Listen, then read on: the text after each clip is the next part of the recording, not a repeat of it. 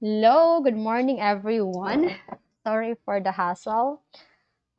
We had run on technical difficulties. Yes. So yun. So okay naman so far yung audio. I think we can start. We are late for how many hours or minutes? Okay. So today we are going to discuss specifically on derivatives. Supposedly this is a four part, pero right now or today I'm going to discuss the delta method alone. Sorry. So first let us know what is derivative. So anyone, I think our sorry for that. Online ako, ma'am. Sorry. Okay, so derivative, ay very good. Nadidili lang talaga ako. Okay. So that is derivative is a rate of change, yes? Ano kaya nga section? Dapat sita niyo section para kuan, paawaay section. So, di ba? Parang ano, nag-create competition. Di joke lang. Okay, so this is the y-axis. Again, this is the x-axis. This is the function y is equals f of x. Di ba? Parang grade 1 lang na penmanship. And, okay. So, in a function, of course, a function is composed of different points naman, di ba? So, assuming this is our point 1, x, y. So, this is our the distance x. Ano ko hindi nagtansya? So, this is the distance x and the distance y.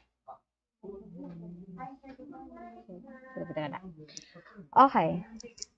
Then we have our point 2.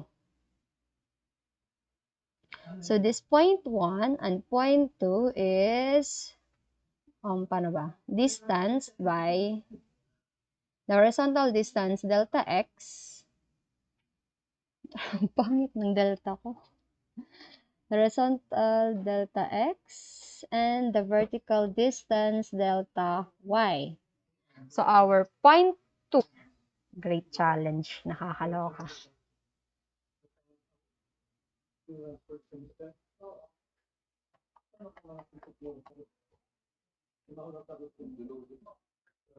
Nag-buffer, no?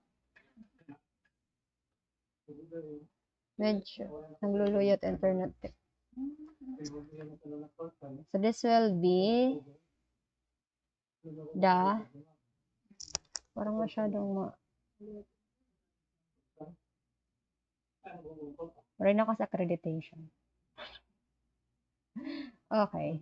It will form a straight line. So this line, as you can see, is a second line, di ba?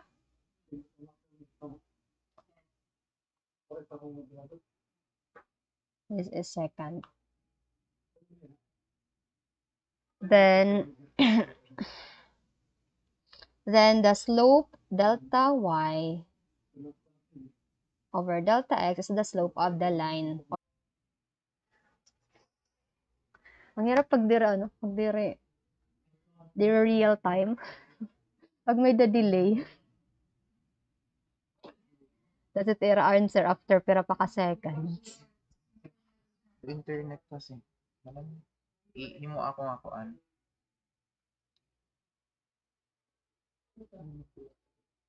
Nga? Pindot na. Moderator. Ayun, derivative is the slope of the tangent line, yes. Oo nga, ang delay talaga. So, okay lang. So, let's move on to 0. Okay. So, again, we have our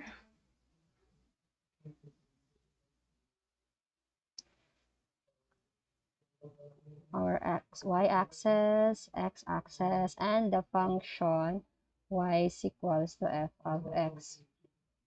Okay, may dalagap kita nga da. So, again, our function may dalagi hapon kita point point 1, which is defined by coordinates x, y. So from this, we have, again, the distance, horizontal distance x, vertical distance y. So again, what if daw an aton delta x approaches to 0? So meaning 0, 0.1, 0.00, basta 0 na, natin ka 0 talaga ya.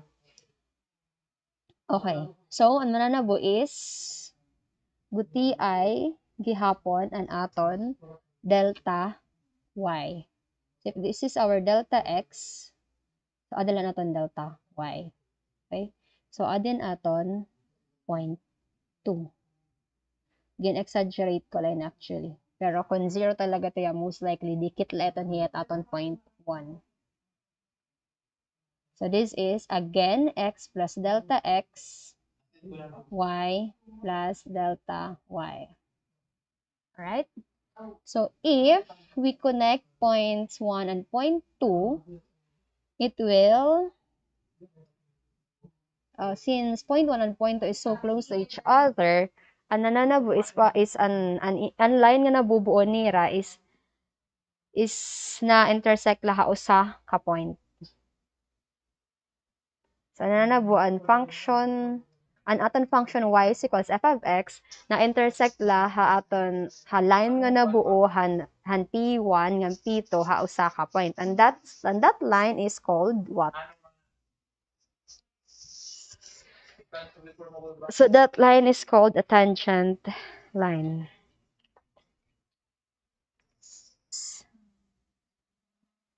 Limit delta x over, slope nga, slope.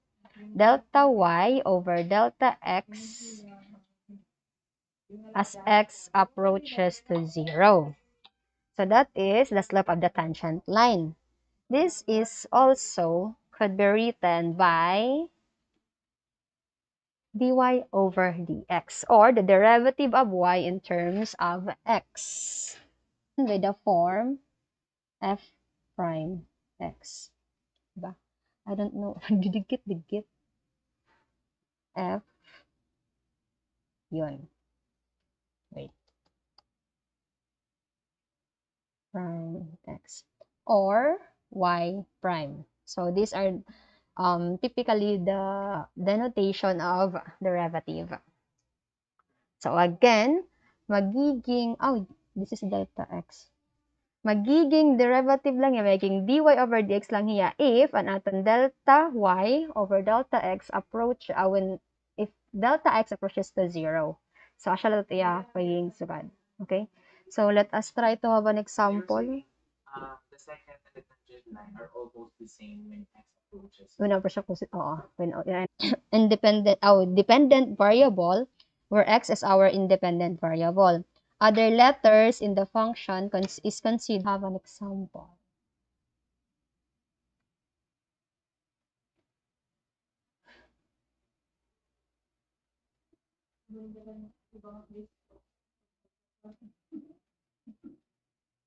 Yes. Yes, we'll try to find that. Ayaw mo move. Anyways, feeling ko siya na lang na paper.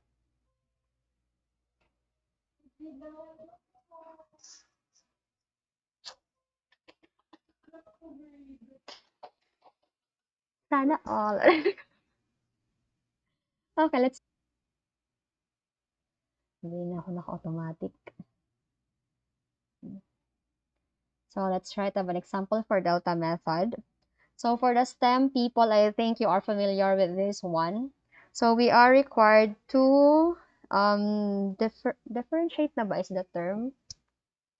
The function y is equals x squared. Masyadong malayo. Wait lang.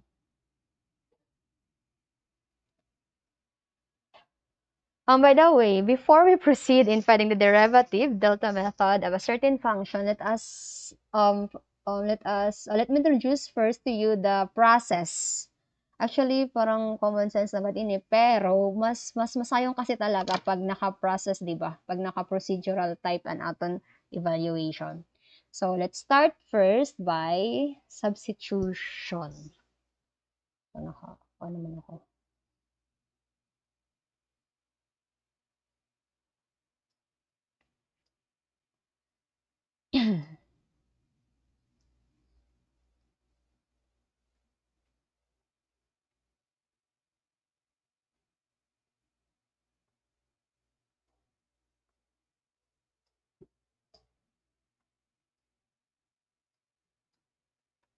Delta method.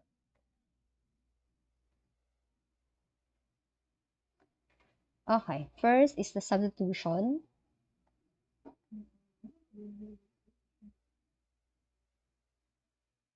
You substitute x to x plus delta x, then y to y plus delta y. We solve for delta y. So solve for delta y first. So most probably, at the end of solving for delta y, we can factor out delta x. Then after which, we divide the equation, divide the whole equation by delta x. Then after which, we perform or we evaluate the limit function.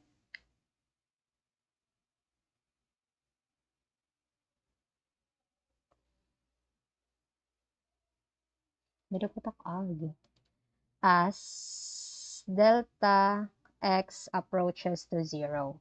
Okay? So, kung if mapapansin niyo, we just follow our previous discussion on limits, di ba? So, in here, we applied the discussion on limits. So, let's proceed with our example. Pwede pa. Di ba magsurat? Okay.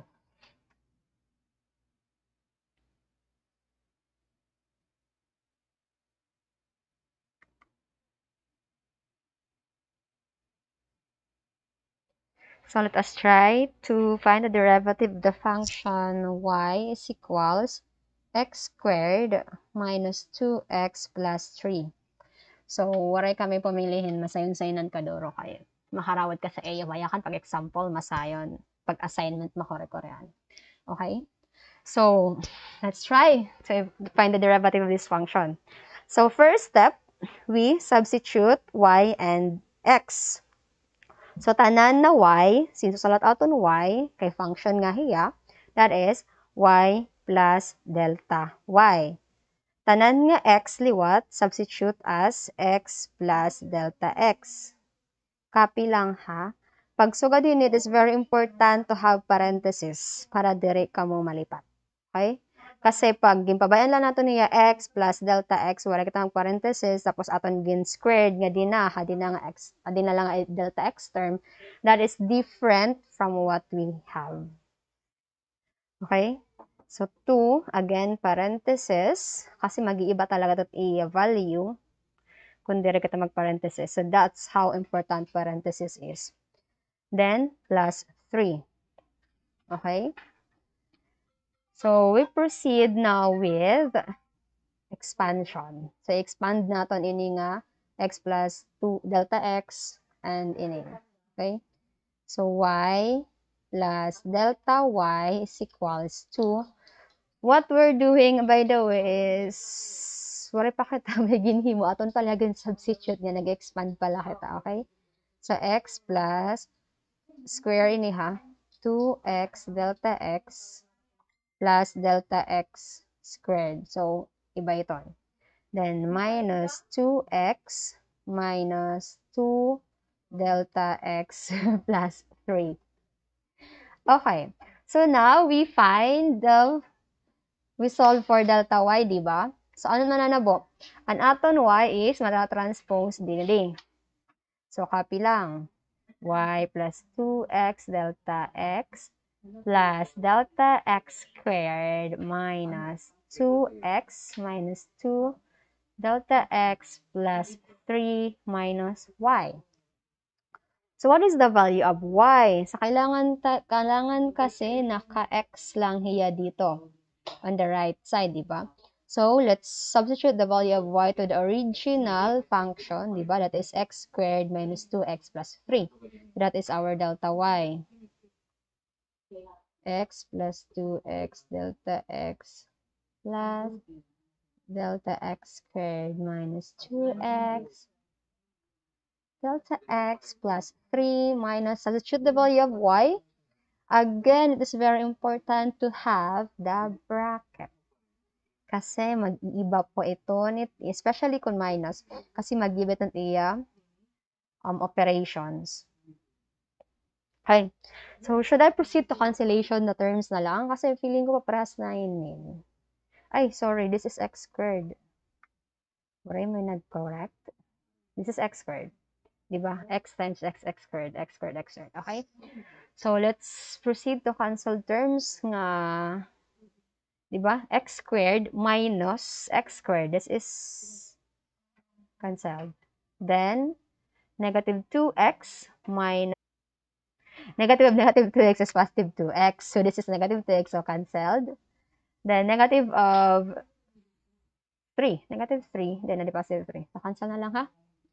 Okay, delta y is therefore equal to 2x delta x plus delta x squared minus 2. In solving delta y, ang aton pinaka-target is on the right side is factor out natin ang aton delta x. So that is delta x, di ba? May datanan delta x.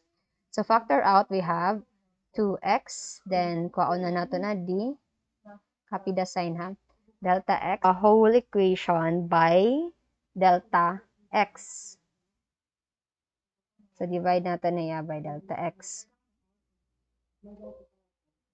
Mabot natin na lang. Okay? So magiging delta y over delta x is equal to 2x plus delta x minus 2. So, maybe you are wondering why masyadong detailed, kung pwede man ako mag-shortcut. Well, I can do shortcut, but it's up to you. Diba? Iba lagi ako kasi pag detailed para mag-get talaga niyo kung how to. Diba? Especially those na there is STEM. Okay. Hay na kita. So, this is the next step. So, the fourth step is we have to evaluate the limit of 2x plus delta x minus 2 as delta x approaches to 0. So we say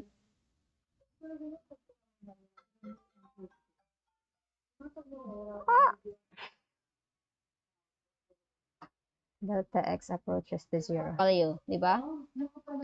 So if we have learned before that the limit of delta y over delta x as delta x approaches to 0 is equal to delta y or dy over x minus 2. This is actually our final answer for the derivative. Masanay na kayo actually, I think sa mga waray pa maka-under, makakitahin calculus, waray pa makakuhin calculus under previous years, in dy over dx or y prime, usually we have the variable pa. Diba? Talagsalaan nag-answerhin numerical value nala. So that is infinite derivatives pa. Ini kasi is not finite, so dire pa ini hiya magka-come up in value nga number. So usually pag naka-derivative, may variable pa hiya always. Usually ngayon, dire always, okay? So this means lang that the slope of the function is 2x minus 2. So we could say at point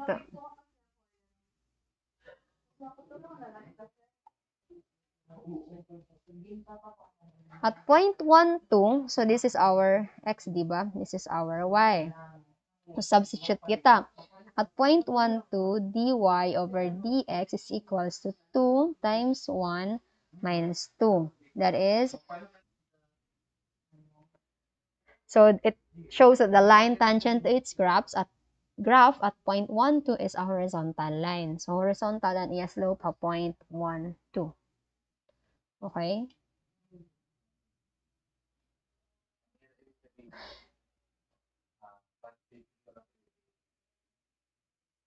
Okay, should we proceed to the next example? Yun.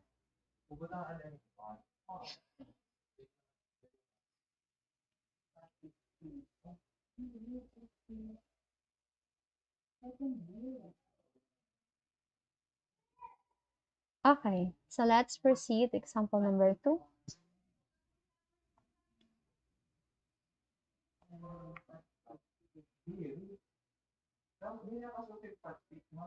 So, tapos na katahan. So, let's move to rational function.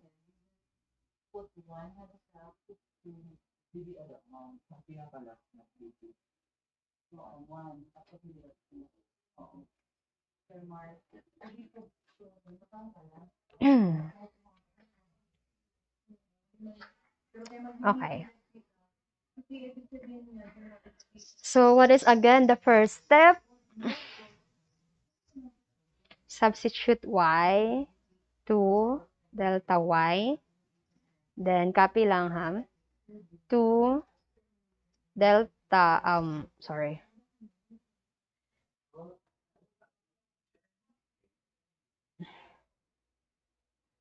Then, 3, again, don't forget the parenthesis, minus 1. Diba? Okay. So, again, expand. Y plus delta y is equals to, iubos man ako, 2x plus 2 delta x plus 5, then 3x plus 3 delta x minus 1. So again, transpose y, we can have delta y. Tadungan ta na. 2x plus 2 delta x plus 5 over 3x plus 3 delta x minus 1. That is minus y. Should I just write the value of y, which is 2x minus 2x plus 5 and 3x minus 1. Okay. So, since ano na, right na kita, corner na kita. So, di ba, since this is fraction, di ba? Subtracting function. So, we usually find the least common denominator. So, how we do that?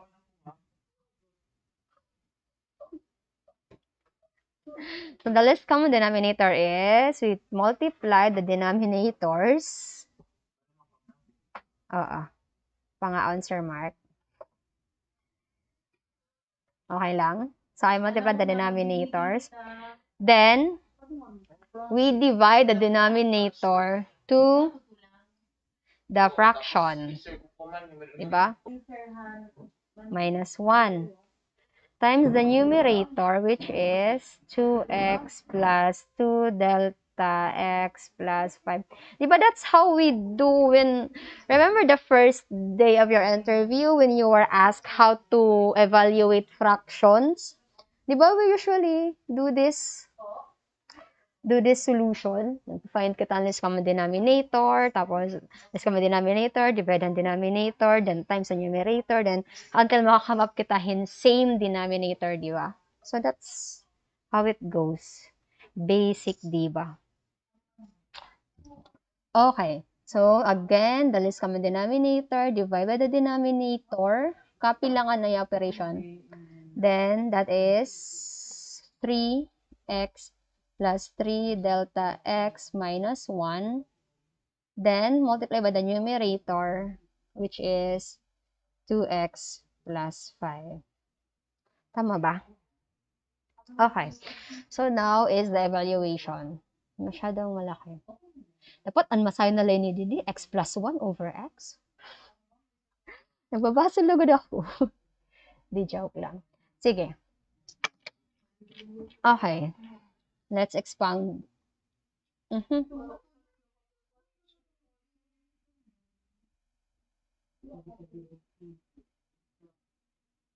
Then, 15x. Quantity lang muna. Then, negative 1 times 2x. That is minus 2x. Negative. So, in negative form lang. 2 delta x minus 5. Minus, don't forget the quantity, the bracket. 3x times 2x, that is 6x squared. Then, this is delta x minus, dire. Okay lang, oy, kuan. Dire nagkasadangan akong kuan, paper. Dagko tak agi, may. Then, 5 times 3x, 15x. Then, 5, 15 delta x minus 5. Lotang moments.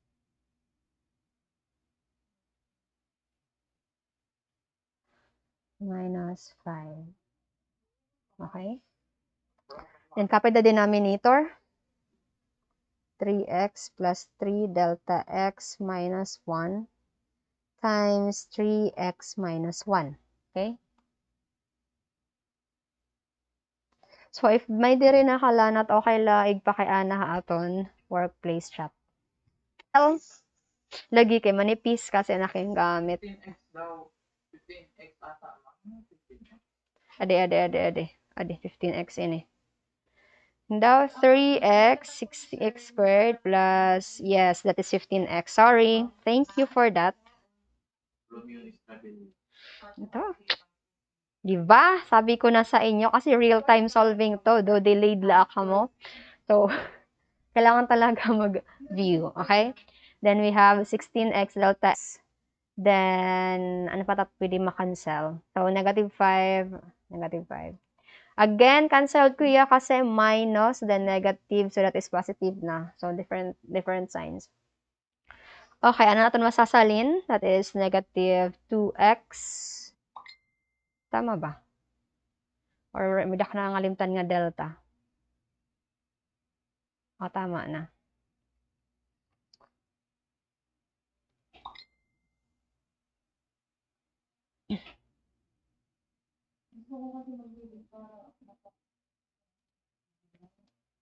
Ay, cancelable. Cancelled pa pala. Tama, negative 2x and negative 2x. Okay.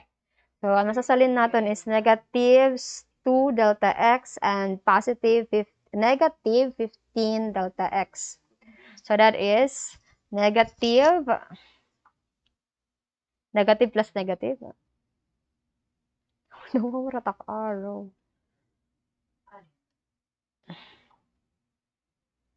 That is negative 17 delta x. Diba? What time it meeting, ma'am? Expound, ikaw la, pero I suggest ayaw anig expound. Mintras diri pa kita nakakaabot ha aton limit.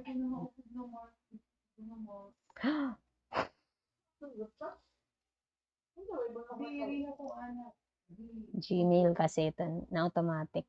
So let's proceed to the next process, which is we divide it by delta x. So, shortcut ko na. Shortcut talaga. So, i-direct ako na lang. Parang mananabuhin ni is cross multiplication. Diba? Delta y. So, pag ini nga delta x ag d, mawawara ng delta x nga ito numerator. So, magiging negative 17 na lahiya. Then, 3x plus 3 delta x minus 1 and 3x minus 1. Dugtong ini.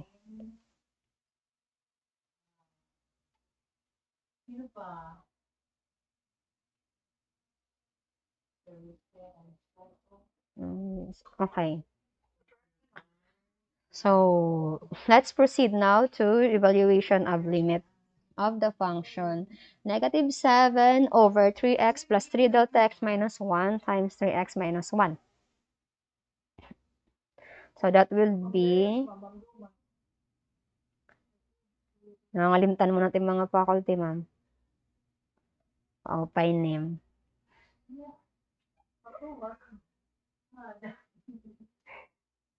Limit of delta x approaches to 0. So, again, pag makopy pala ha, waray pa babag-uhon.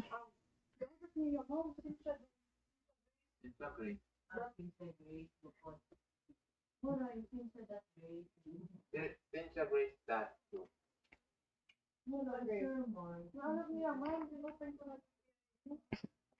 Okay, again, this is equivalent to dy over dx. So, let's perform na. Nag-dy over dx ako sa perform, nagyapon kita. So, this is negative 17, 3x plus 3 times 0 minus 1. Na ako mag-proceed, which is equal to negative 17, 3x minus 1 quantity squared. Paano nangyari yon? So, this is how important mathematics is actually. Kasi ang pag-derivative man lang talaga is, hindi pa naman. Derivative naman talaga. Kung magde-derivative lang kita, ginhimot na nga di, oh. Once mag-substitute na kita haros, that's it. Derivative na ito. However, we need it to be simplified, so that's how we do mathematics. So, I think what we're doing is actually algebra na lang. So, pag, again, maluya talaga ang foundation algebra, medyo makorek kita ni makalanat. But, I think everything can be solved in constant practice. So, kung gusto niyo maperde at calculus, kung gusto niyo, ako kasi personally, hadlock talaga ako ng calculus. To the extent that I give up, basta, basta begin give up ako para lang calculus. Tapos, since every day na ako nag-practice, mahilig kasi ng inspirational talk. So, let's just give them. Ito. Since every day, kasi talagang ginpugos, gin-encourage talaga kami naman instructor mag-practice solving every day ang calculus. So, at that time na nagabat ang different and departmental examination, di rin ako nahadlo kung mahulog ako ang exam. Anak na lagi ang kadukad kung magtatap ako ang exam. Diba? Di joke la. Pero diba actually talaga, pag makita ko han test questions, wow, na-answeran ko na ini, wow, nakuha ko na ini, agian ko na ini, baka ko ini makuha.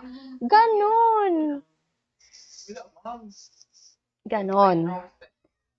So, simplify talaga.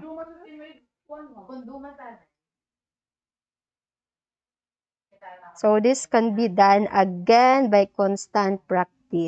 And I'm very, very sorry na we weren't able to guide you all through this out in the past, I think more than a month because of accreditation. Sorry, we really have to focus on accreditation first. So, yun. So, right now, nabawi kami. Pero hopefully, makabawi ka muli what hinay-hinay lainin natin. Okay? So, again, the slope of the function 2x plus 5 over 3x minus 1 is negative 17 over 3x minus 1 quantity squared. So, at hain hiya nga. So, again, if you would assume a point 0, negative 5, you will have the slope of negative 17. Okay? So, kada ko tiya slope. Negative 17. Ako? Yes.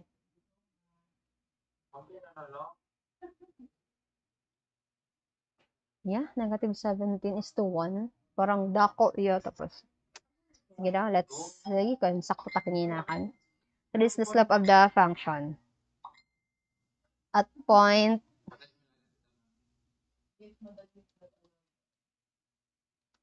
0, negative 5. So, makuha mo ini nga point ha, pag mag-substitute ka. Diba? ini mag-substitute kan valuehan x, makukuha ni man valuehan y. Dito yung hinimo lang nga point ha, aton ito yung gin-derive pa. So for easy interpretation lang kung ginhatag na naman ang point 0, negative 5. Okay, at point 0, negative 5, the slope is, substitute ko na lang agad, where x is 3 times 0 minus 1 squared. dy over dx. Nag-change ba akong size? Wala man, no? Dito na talaga doon. That is negative 17 1 squared. Or that is negative 17. So that is the slope. Kumbaga, drawingan mo at point 1 to point 2. Ang iya run is 1. Tapos ang iya height is 17. So that iya diferensya. Kumbaga, nag-negative 17 it here. So, dito kadako ang iya slope. Okay? At that point, and point 0, negative 5. So, you may try with other points. Siguro assume ka at x equals to 1. Kuha ang valuehan y. So, yun lang. Oh, pira pa. Pira pa ka derivatives. Pira pa ka function. Okay, hinap ako nga di isa pa. Radical naman, para at least may nakita kanya tagsa-tagsa nga iba-iba nga formula, ay iba-iba nga function.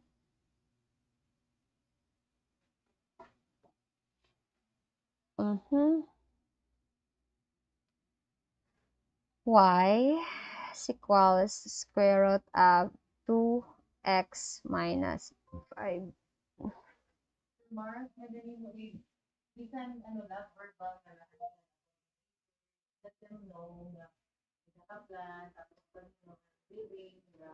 Okay. So again, first step, substitute y plus delta y. Then x plus delta x minus 5. Okay, expand y plus delta y is equals to square root of 2x plus 2 delta x minus 5. Diba? So, ano nang nangyari? So, substitute tayo kita. The y square root of 2x plus 2 delta x minus 5 minus 2, minus square root of 2x minus 5. Okay? Tama na? So, what do we usually do when we have radical expressions? Diba? We rationalize it. So, how do we rationalize it? Dapat i-multiply natin into its conjugate. Diba? So, how do we perform that? So, we multiply by conjugate. The conjugate is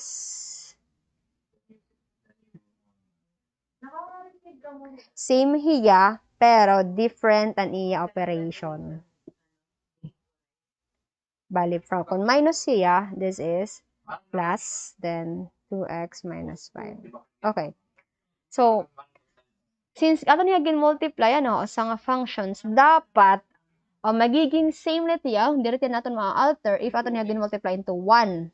Pero ang aton fraction is magiging equals na to 1 kung same ang denominator, same ang numerator, and same ang denominator. So, diba? This is just, so, technically, wala kita may gin-alter. This process is commonly termed as rationalization. Okay. Okay na? Good form. Para ang student, mag-request na din ito tapos automatic may email na herahin po. Pero kailangan talaga at faculty mag-stand. Magpatahan era-core sila. Okay, by rationalization, aton hiya gintanggal ang naka-radical form ha numerator nga part. Kasi diba, 2x plus 2 delta, or square root of 2x plus 2 delta x minus 5 minus square root of 2x minus 5 multiplied by 2 square root of 2x plus 2 delta x minus 5 plus square root of 2x minus 5 will result to a value nga waray na square root. Kaya di ba pare? Gin-multiply ta naman. Okay lang. Mag-hand sign na daw lang ka.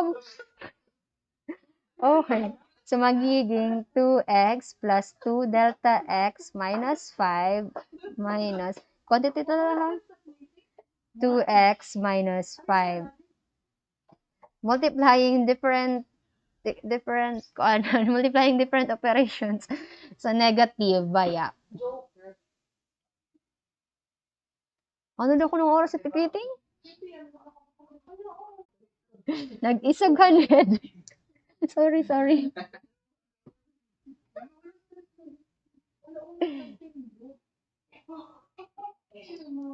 I-drag na lang ako, i-drag na 21. Tapos, Makarit na yung mag-Google Meet schedule. ma-email ko. Okay. So, yun. So, may diba kita makakancel, people? Magpan-cancel daw kita para matanggalin din ng mga kuwan. Yes, may makakancel kita. Mamang word. Okay, 2x. Teaching load. Okay, 2x. Cancel data negative 2x. Then negative 5. This is negative plus negative. Negative minus negative is positive. Okay. So, ano pa? Negative times negative is positive. So, masasalin na lang is 2 delta x. There you go. We have solved our delta y. So, 2 delta x over square root of 2x plus 2 delta x minus 5 plus square root of 2x minus 5. So, this will be, again, we divide it by delta x. So, this will become 2 square root of 2x plus, magaan ba ka duro ta kasarat? Magaan na ano? Okay man lang. Ano eh?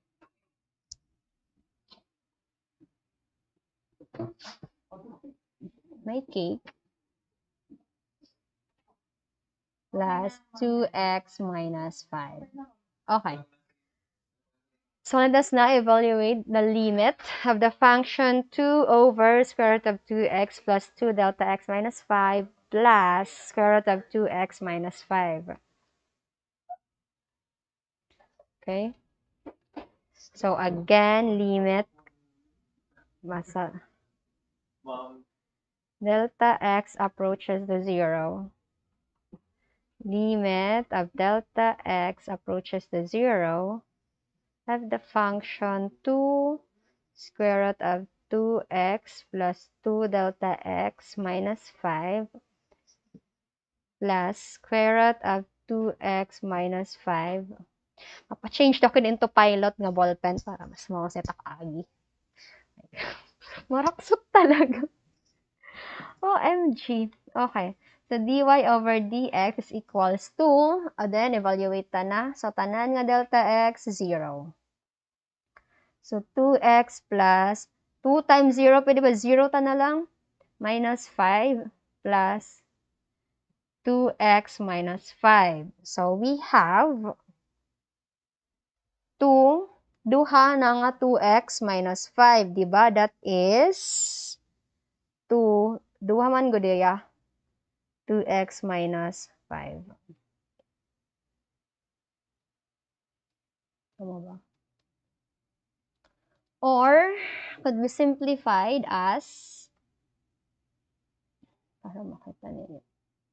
So, ganito lang naman ka-ikli ang solution for radicals. So, this is kayang-kaya ninyo na yan. So, dy over dx is equals to 1 over square root of 2x minus 5. So, this is the slope of the function square root of 2x minus 5.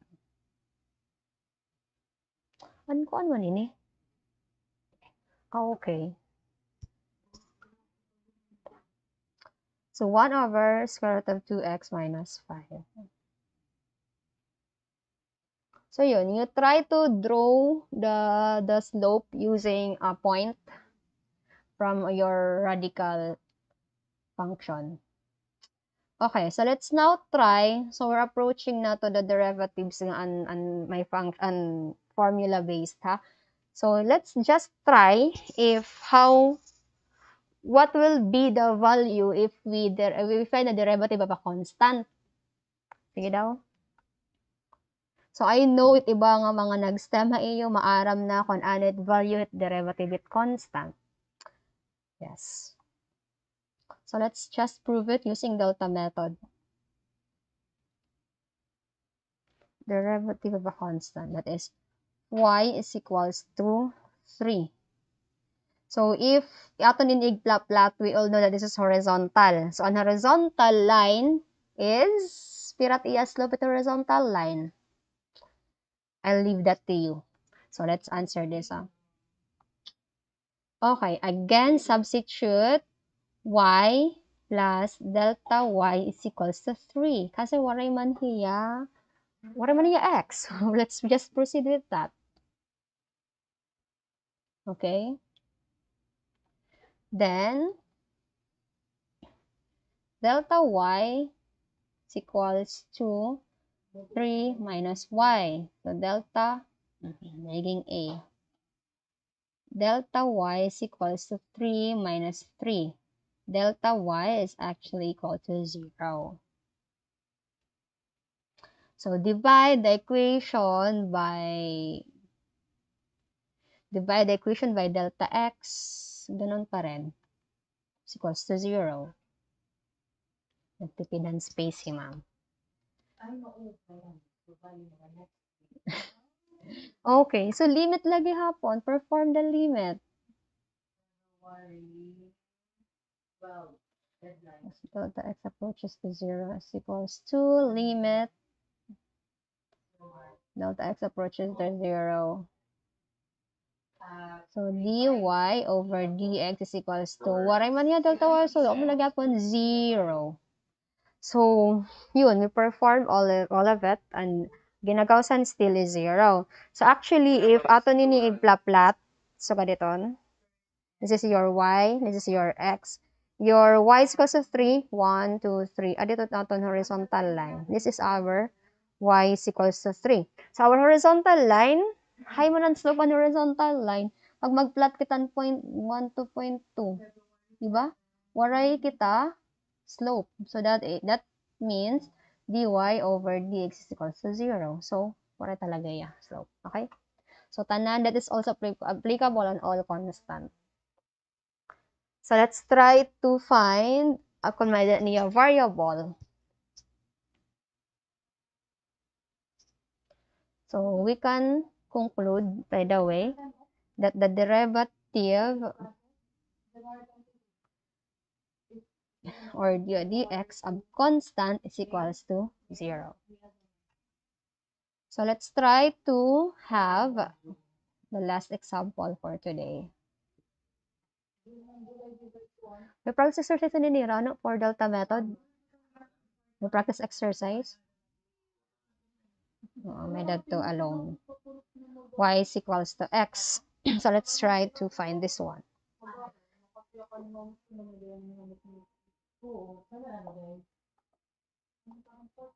This is... Ay, ano ba yan? Nagyakan man ni ma'am.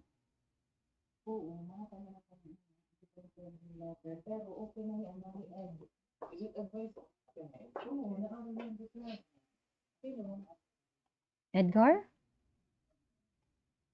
Wow! Okay. So, canceled.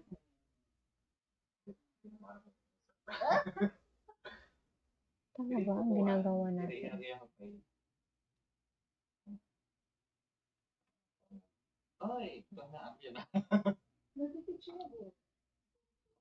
Okay.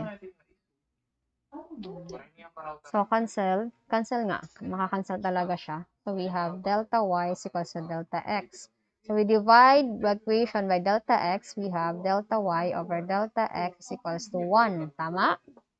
Sa balintaman nga da, magiging divide naman niya delta x, magiging 1. Okay. Okay. Then we perform the limit of the function 1. Just to 0. Okay. So dy over dx is equals to still 1. So we can say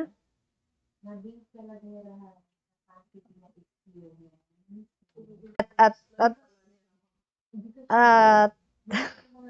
kasi that function y is equals to x, the slope at any point is 1. So we can say that of x is equals to 1. Okay?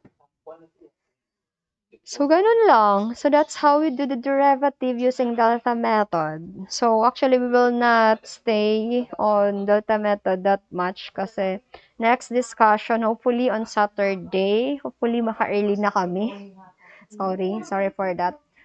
On Saturday, we'll move on with the derivatives. Diretso na, derivatives and general equations. Tanan, basic formula, basic differentiation formula, lahat-lahat. Pero, syempre, excluding trigonometry. Kasi, in this term, naka-adipala kita ha, algebra. Algebra na part of the derivative.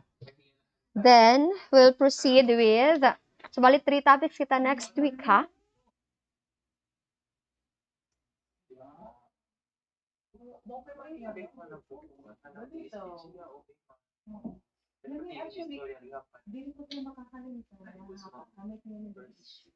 And implicit differentiation. Higher order derivatives. Implicit